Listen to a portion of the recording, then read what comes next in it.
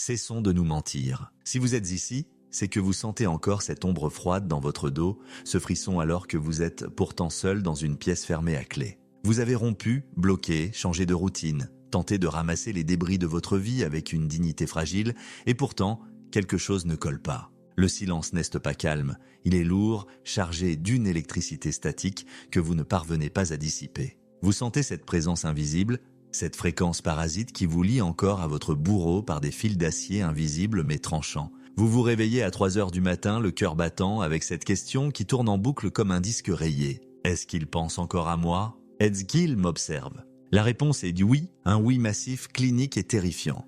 Mais ne vous bercez pas d'illusions romantiques. Ce n'est pas de l'amour, ni du regret, ni cette nostalgie douce amère que connaissent les gens normaux. C'est de la possession pure, dure et pathologique. Pour un manipulateur narcissique, vous n'êtes pas un être humain avec des rêves, des peurs et une âme, vous êtes un territoire conquis, une ressource stratégique, un objet de propriété. Un prédateur n'abandonne jamais sa proie sans un combat acharné, non pas parce qu'il tient à la proie, mais parce qu'il déteste perdre l'emprise. Il ne vous regrette pas vous, il regrette le contrôle absolu qu'il exerçait, la soumission qu'il lisait dans vos yeux et la facilité déconcertante avec laquelle il puisait dans votre réservoir émotionnel pour combler son propre vide abyssal. Bienvenue dans la réalité brute. Ici, on ne caresse pas dans le sens du poil. On n'est pas là pour vous vendre des cristaux de guérison, des huiles essentielles ou des citations de développement personnel à l'eau de rose qui vous demandent de pardonner pour avancer. Le pardon est un luxe que l'on s'offre quand le danger est écarté. Pour l'instant, vous êtes en zone de guerre psychologique.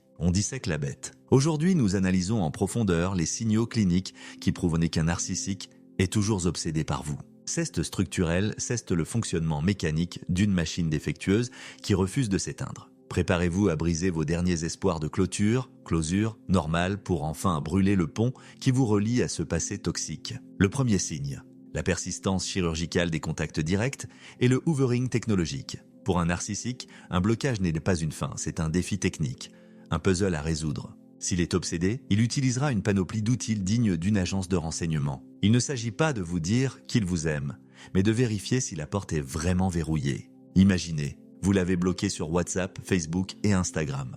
Soudain, vous recevez une notification sur LinkedIn. Un message professionnel, froid, presque poli, vous demandant un contact pour un projet imaginaire. Ou alors, c'est une demande d'amis sur une application de jeu à laquelle vous ne jouez plus depuis 3 ans, comme Words with Friends ou Candy Crush. Parfois, c'est un virement bancaire d'1 centime avec un message dans l'intitulé de la transaction. Appelle-moi, c'est urgent. C'est ce qu'on appelle le hoovering, l'aspiration. Il tente de vous aspirer à nouveau dans son vortex de chaos. Ces messages sont souvent d'une banalité insultante. J'ai vu ce film et j'ai pensé à toi. Ou d'une fausse urgence grotesque.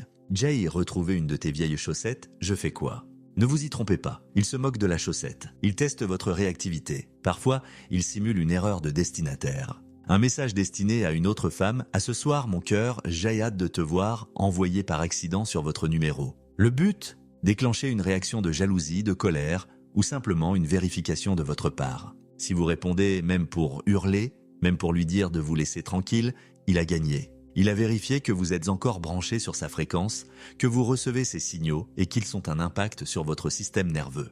L'anonymat est encore plus pervers. Il veut coloniser votre esprit 24 heures sur 24 par la simple force de sa nuisance fantomatique. Tant que vous vous demandez « est-ce lui ?», il occupe votre espace mental. Le deuxième signe, le théâtre d'ombre et la mise en scène sur les réseaux sociaux. C'est une mise en scène macabre où vous êtes l'unique spectatrice visée, même s'il feint de s'adresser au monde entier. Le narcissique utilise ses profils publics comme un panneau publicitaire destiné à votre destruction psychologique. Il poste des citations sur la trahison, sur sa prétendue noblesse d'âme face à l'ingratitude, ou des photos d'un bonheur si excessif qu'il en devient suspect. Il sait que, malgré vos efforts, il est probable que vous jetiez un œil de temps en temps. Chaque publication est une munition tirée vers votre culpabilité. Il joue la victime avec une emphase théâtrale, se présentant comme celui qui a tout donné et qui a été abandonné lâchement.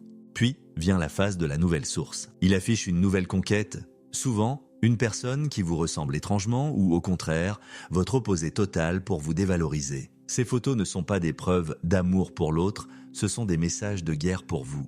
Il veut vous dire « Regarde comme je suis heureux sans toi, regarde comme tu étais ». Le problème. Il peut aussi poster des souvenirs de lieux qui n'appartiennent qu'à votre histoire. le café où vous avez eu votre premier rendez-vous, la plage de vos dernières vacances. Il ne poste pas cela pour ses abonnés. Il le poste pour que, si vous tombez dessus, vous receviez un coup de poignard nostalgique en plein cœur. C'est du terrorisme émotionnel à distance. Tant que vous scrollez sur son profil, il pompe votre énergie vitale. Il se nourrit de l'idée que vous souffrez en le voyant reconstruit. Le troisième signe, l'apparition fantomatique après un long silence, le zombieing, vous avez fait le plus dur. 6 mois, 1 an, 2 ans ont passé. Vous avez déménagé, changé de travail, peut-être même commencé une nouvelle relation saine. Et soudain, comme un mort-vivant sortant de terre, il surgit. Un appel en masqué, un mail sur une vieille adresse que vous n'utilisez plus que pour les spams, ou un croisement fortuit dans votre nouveau quartier alors qu'il habite à l'autre bout de la ville. Pourquoi maintenant ? Parce que son réservoir actuel est vide. Le narcissique est un parasite qui a besoin de hôtes. S'il ne trouve personne d'assez malléable, s'il vient de se faire jeter par sa nouvelle victime qui a vu clair dans son jeu, il revient vers les anciens puits, ceux dont il connaît déjà le goût et les failles. Il parie sur votre amnésie traumatique.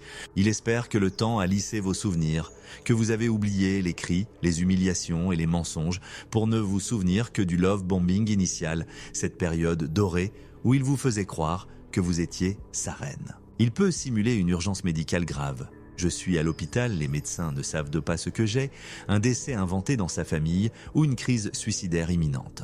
C'est le chantage affectif ultime. Il utilise votre empathie, cette qualité qu'il n'a pas, mais qu'il sait parfaitement manipuler pour vous forcer à briser le silence radio.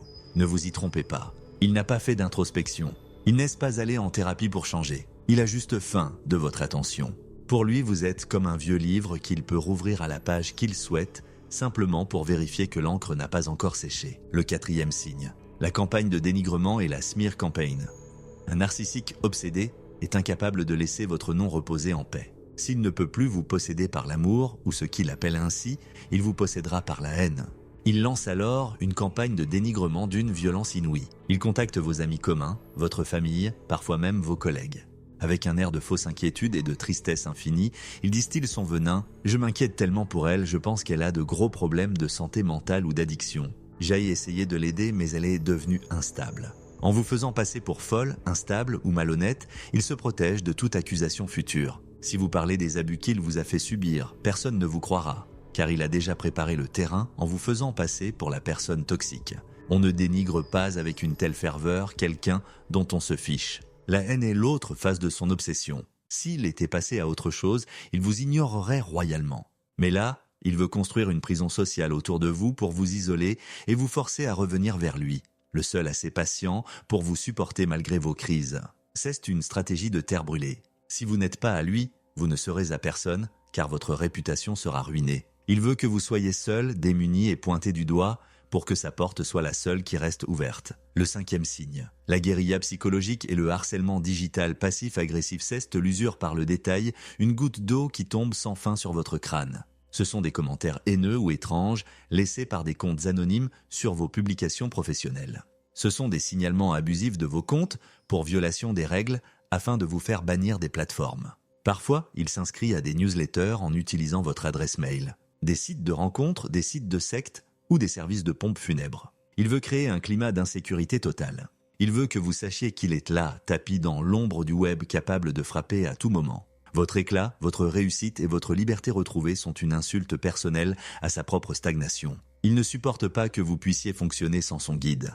Il veut éteindre votre lumière pour ne plus être confronté à sa propre obscurité. S'il peut gâcher une de vos journées de travail ou une soirée entre amis par une simple notification, il se sent puissant. C'est le plaisir sadique du petit Dieu qui peut perturber l'ordre de votre vie d'un simple clic. Le sixième signe. La pratique des appels fantômes et la terreur acoustique. Votre téléphone sonne en numéro masqué, souvent à des heures indécentes.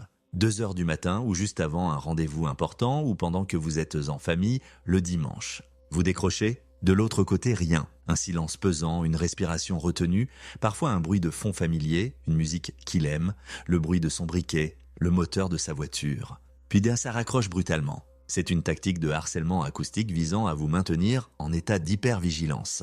Il veut que vous sachiez qu'il peut s'inviter dans votre intimité, dans votre chambre, d'un simple clic.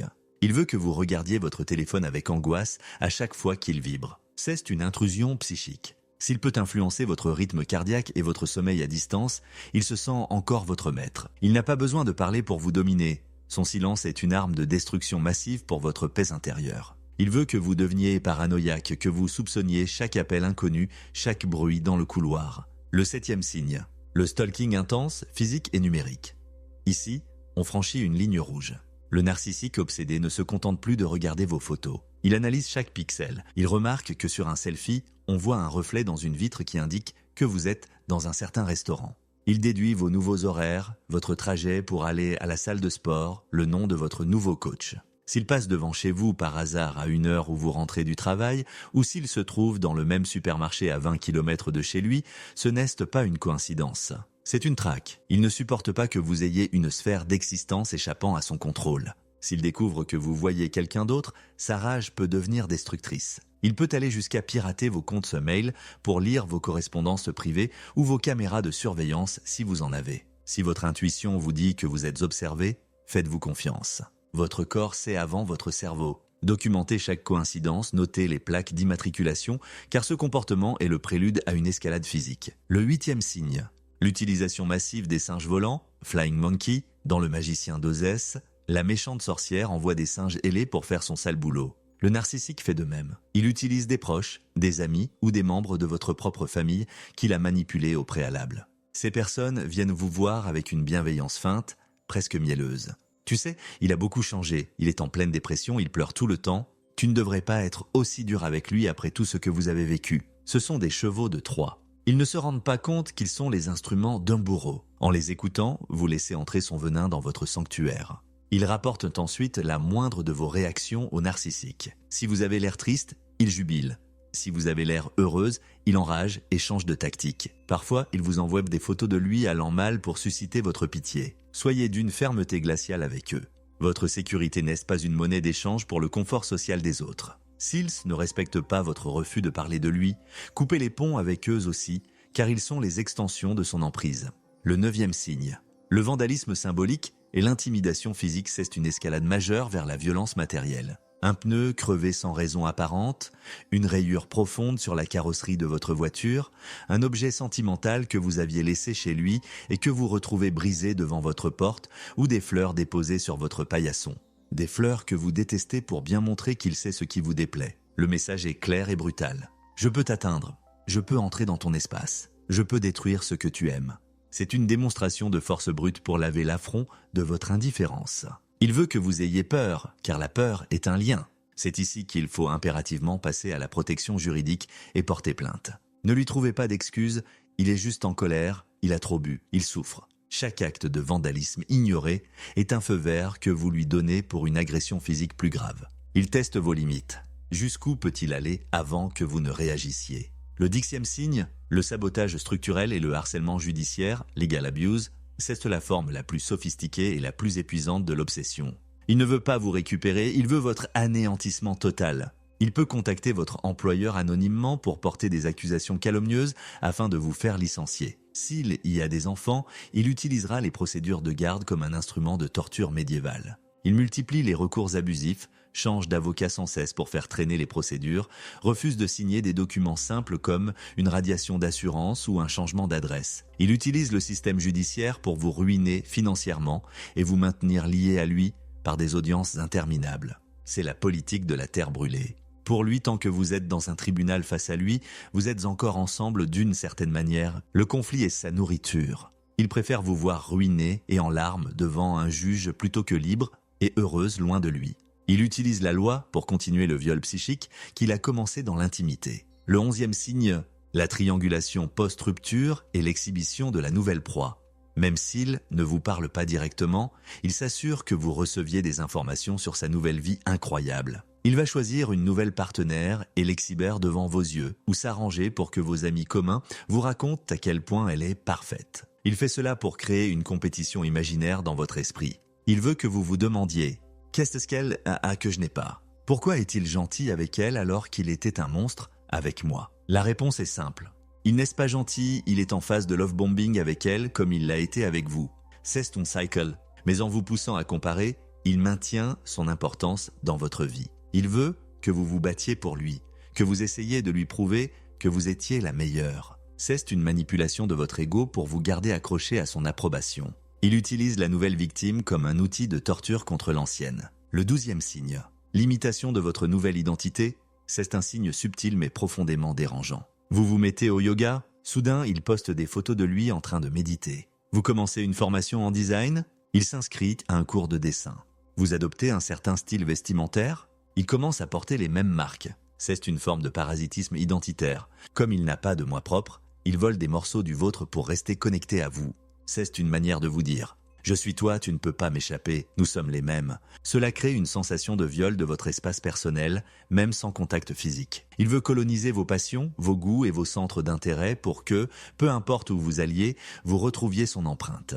C'est une tentative de fusion pathologique. Le 13e signe. La provocation par procuration via des tiers innocents, c'est une variante pernicieuse des singes volants. Ici, il ne manipule pas vos amis, mais il utilise des personnes totalement neutres pour vous faire passer des messages codés. Il peut envoyer un livreur de fleurs chez vous avec un bouquet anonyme, sachant que vous passerez des heures à vous demander si c'est lui ou un nouvel admirateur. Il peut demander à un commerçant de votre quartier que vous fréquentez tous les deux. Si vous voyez Madame X, dites-lui que j'ai bien reçu son message alors que vous n'avez rien envoyé. Le but est de créer une distorsion de la réalité, gaslighting, par le biais de témoins extérieurs qui n'ont aucune idée du drame qui se joue. Il veut que le monde entier devienne un miroir de son obsession. Il sature votre environnement de rappel de sa présence. Si vous commencez à demander autour de vous qui a envoyé ça, il a réussi à vous remettre dans une posture de recherche et d'enquête. Il veut que vous soyez la détective de sa propre folie. Le 14e signe. L'utilisation de la nostalgie toxique et des ancres émotionnelles. Un narcissique obsédé connaît vos failles émotionnelles mieux que quiconque. Il va utiliser ce qu'on appelle des ancres. Des stimuli qui déclenchent instantanément un souvenir ou une émotion forte. Il peut vous envoyer une playlist Spotify intitulée Pour nous, contenant toutes les chansons que vous écoutiez au début de votre relation. Il peut poster sur un compte public une photo d'un plat que vous aimiez cuisiner ensemble avec une légende cryptique. C'est une tentative de pirater votre système limbique. Il ne cherche pas à discuter, il cherche à provoquer une réaction physiologique. Des larmes, un serrement de gorge, une bouffée de chaleur. Il veut réactiver le lien traumatique en vous rappelant les rares moments où il a été capable de simuler de l'affection. C'est une forme de harcèlement sensoriel. Il veut que vos propres sens vous trahissent et vous ramènent vers lui. Chaque ancre est un hameçon jeté dans votre passé pour essayer de vous ramener à la surface de son présent toxique. Le 15e signe, la surveillance des cercles professionnels et le sabotage de carrière SEAL ne peut plus contrôler votre vie privée. Il s'attaquera à votre vie publique et professionnelle. Un narcissique obsédé consultera votre profil LinkedIn plusieurs fois par jour, parfois via des comptes premium pour rester anonyme ou via des faux profils de recruteurs. Il veut savoir qui vous recrute, avec qui vous interagissez, quels sont vos succès. S'il voit que vous montez en grade ou que vous changez d'entreprise, il peut envoyer des lettres anonymes à votre nouvelle direction pour signaler un comportement contraire à l'éthique ou prétendre que vous avez volé des données. C'est l'obsession transformée en sabotage pur. Il ne supporte pas l'idée que vous puissiez réussir sans lui, ou pire, que votre réussite soit facilitée par son absence. Il veut que vous soyez réduite à l'impuissance financière, car une femme qui n'a plus de ressources est une proie plus facile à récupérer. Pour lui, votre carrière est un obstacle à son emprise. Il essaiera donc de la démolir avec une précision chirurgicale. Pourquoi font-ils cela ? L'anatomie d'un vide abyssal. Pour comprendre cette obsession, il faut comprendre ce qu'est un narcissique au fond de lui. Ce n'est pas un mâle alpha ou une femme fatale puissante. C'est une coquille vide, un trou noir émotionnel. Il n'a pas d'identité propre. Il ne se construit qu'à travers le regard et la réaction des autres. Sans vous, il n'a plus de miroir pour valider sa supériorité factice. Vous étiez sa drogue favorite. Vous étiez celle qui lui donnait de l'importance, celle qui pardonnait l'impardonnable, celle qui servait de punching ball émotionnel quand il se sentait médiocre. Son obsession est une tentative désespérée de récupérer son bien pour se sentir à nouveau vivant. Votre silence est l'équivalent de sa mort psychique. Il préfère votre haine, vos cris et vos larmes à votre indifférence. L'indifférence est la seule chose qu'il ne peut pas supporter, car cela signifie qu'il est devenu invisible, donc qu'il n'existe plus. Il est comme un enfant capricieux qui casse son jouet préféré parce qu'il ne peut plus jouer avec, mais qui refuse que quelqu'un d'autre le ramasse. La mécanique du lien traumatique, traumabond, et l'addiction biochimique, si vous avez du mal à décrocher malgré ces signes terrifiants, c'est à cause du lien traumatique. Le narcissique a alterné les phases de récompense, le love bombing, et de punition, la dévaluation. Votre cerveau est devenu accro à la dopamine des réconciliations et à l'ocytocine des moments de paix fragiles. Il a créé en vous un syndrome de sevrage biochimique. Quand il revient avec un hoovering, votre cerveau reçoit une dose de drogue.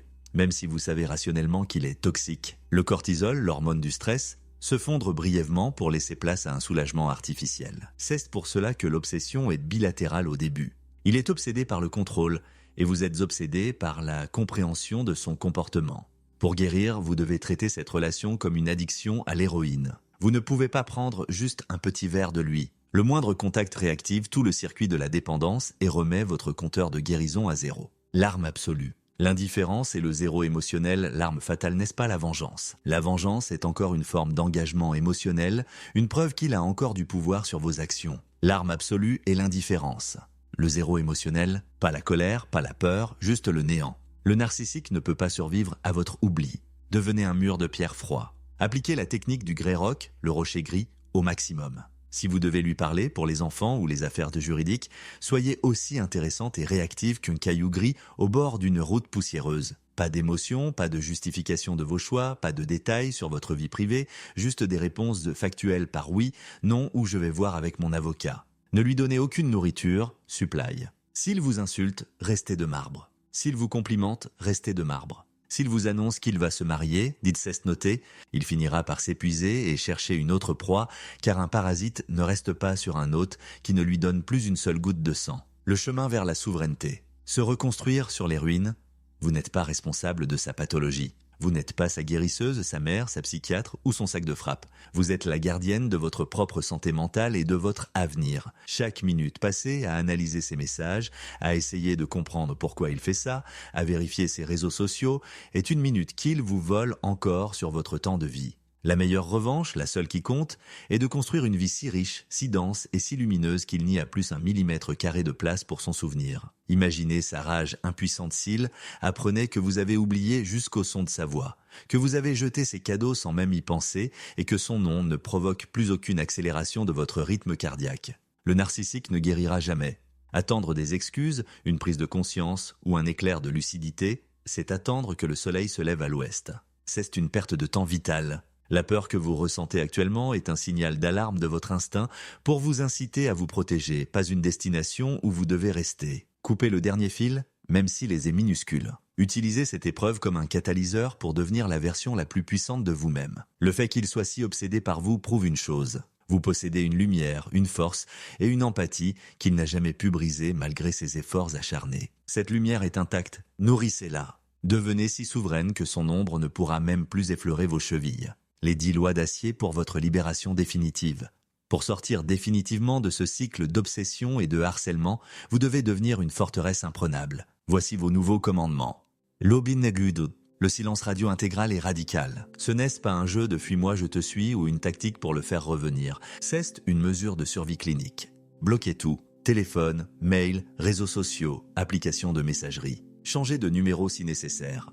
Filtrez vos mails par des mots-clés pour kills, aille directement à la corbeille ou vers un dossier que seul votre avocat consultera. Aucun message ne doit passer vos défenses. Le silence n'est pas une punition pour lui, c'est une protection vitale pour vous. L'oindeudesi, l'absence totale de justification, la règle jade. Ne jamais justifier, argumenter, défendre ou expliquer. Le narcissique n'écoute pas pour comprendre, il écoute pour trouver des failles. Si vous dites « je ne veux pas te voir parce que tu m'as fait trop de mal », il argumentera sur la définition du mot mal ou minimisera vos sentiments. Si vous ne dites rien, il n'a aucune prise. Soyez un vide sidéral. Le vide l'oblige à se regarder en face et il n'y a rien qu'il déteste plus que son propre néant intérieur. La documentation clinique est systématique. Ne comptez pas sur votre mémoire, elle est altérée par le stress post-traumatique. Notez les faits de manière froide et objective, comme un rapport de police. Capture d'écran des messages, date des appels anonymes, heure des passages devant chez vous, témoignages de tiers, lieu des rencontres fortuites. Ne mettez pas d'adjectifs larmoyants ou de jugements de valeur. Ce dossier technique sera votre bouclier indestructible si vous devez aller devant les tribunaux ou demander une ordonnance de protection. Transformez votre douleur en preuve tangible. Le nettoyage radical de l'entourage. Coupez les ponts avec les agents doubles, les curieux et les pacificateurs qui prônent le dialogue. Votre cercle intime doit être une zone de sécurité absolue, composée uniquement de personnes qui comprennent la nature de l'abus narcissique. La loyauté ne se divise pas. Ceux qui disent « il y a 2 versions à chaque histoire » dans un cas d'abus sont des complices passifs de votre bourreau. Éloignez-les sans remords. Votre paix vaut plus que leur politesse. la protection de votre espace numérique. Changez tous vos mots de passe. Activez la double authentification partout. Vérifiez les paramètres de confidentialité de vos réseaux sociaux. Ne postez rien qui puisse indiquer votre position en temps réel. Si vous devez poster des photos de vos vacances, faites-le une fois rentré. Le narcissique utilise Internet comme un drone de surveillance. Coupez le signal. Loi Neusi, le refus du chantage à l'urgence. S'il menace de se faire du mal ou prétend une urgence, ne décrochez pas. Appelez les services de secours ou sa famille et déléguez. S'il est vraiment en danger, des professionnels sains occuperont. S'il ment, ce qui est le cas 99% du temps, il verra que son stratagème ne fonctionne plus. Ne soyez plus son premier secours, vous n'êtes plus responsable de sa survie. Le Dinderosa, l'investissement massif en soi. Votre succès, votre joie retrouvée et votre santé éclatante sont ses pires défaites. Travaillez sur vos projets, reprenez vos études, soignez votre corps, voyagez, apprenez une nouvelle langue, riez aux éclats avec de vrais amis. Votre épanouissement est l'exorcisme ultime. Quand vous ne vous définirez plus comme l'ex de ce monstre, mais comme une femme puissante, autonome et rayonnante, il aura perdu la guerre de l'esprit. Loinenderarta, la désacralisation du passé, arrêtez de chercher du sens là où il n'y en a pas. Le narcissique n'était pas votre âme sœur avec un côté sombre. C'était un acteur jouant un rôle pour obtenir ce qu'il voulait. Les moments merveilleux étaient des investissements publicitaires pour vous ferrer. Regardez les photos du passé non pas avec nostalgie, mais comme on regarde les images d'un accident de voiture auquel on a survécu. Le passé est un cadavre, ne le déterrez pas. Loinedlesnabi, la maîtrise de votre langage corporel. Si vous devez le croiser physiquement, votre corps doit exprimer l'ennui le plus total. Pas de sourcils froncés, signe de colère, pas de mains tremblantes, signe de peur, pas de regard fuyant, signe de soumission. Regardez-le comme vous regarderiez un moustique ou un objet inanimé. Votre neutralité physique est un signal neurologique puissant qui lui indique que sa source d'énergie est définitivement tarie. Loidendidien, la patience et l'autocompassion. La guérison n'est pas linéaire. Il y aura des jours où vous vous sentirez forte et des jours où l'obsession reviendra vous hanter. Chess normal cesse le processus de détoxification. Soyez douce avec vous-même comme vous le seriez avec une amie chère. Chaque jour passé sans contact est une victoire monumentale. Célébrez chaque petit pas vers votre liberté. Conclusion. La fin définitive du règne de l'ombre. Vous avez maintenant la carte complète du champ de bataille et les codes de décryptage de son comportement. L'obsession du narcissique n'est pas une preuve de votre valeur exceptionnelle à ses yeux, c'est la preuve de sa propre déchéance, de son vide intérieur et de son incapacité pathologique à être un humain fonctionnel. Ces tentatives de contact ne sont pas des hommages, ce sont des tentatives de piratage de votre système nerveux. Ce chapitre de votre vie n'est pas seulement fini, il est scellé dans le plomb. La cendre ne peut pas redevenir du bois et le passé ne peut plus vous atteindre si vous refusez de lui ouvrir la porte. La liberté, ce n'est pas l'absence de peur, c'est de la capacité de marcher résolument vers votre propre lumière sans jamais vous retourner, même si vous entendez ces cris, ces menaces ou ces supplications pathétiques derrière vous. Vous n'êtes plus une victime, vous n'êtes même plus une simple survivante. Vous êtes une femme qui a traversé l'enfer, qui a décodé le langage des démons et qui en est revenue avec une vision laser et une force inébranlable. Vous avez repris votre trône, votre temps, votre énergie et votre âme. Le narcissique, lui, restera bloqué pour l'éternité dans sa boucle temporelle de haine, de besoin et de vide. Il est condamné à répéter le même scénario avec d'autres proies, sans jamais connaître la paix. Vous avez tout l'univers devant vous. Allez vivre, enfin, vivez avec une intensité, une audace et une joie qui le rendront, à vos yeux, totalement invisible. La porte de la cage est ouverte depuis longtemps. Il suffisait d'arrêter de regarder le geôlier pour s'en apercevoir et s'envoler. Marchez droit devant vous. Ne ralentissez pas. Ne vous retournez jamais. Le soleil se lève sur votre nouvelle vie et il ne lui appartient pas. Vous êtes libre. Enfin, totalement, définitivement.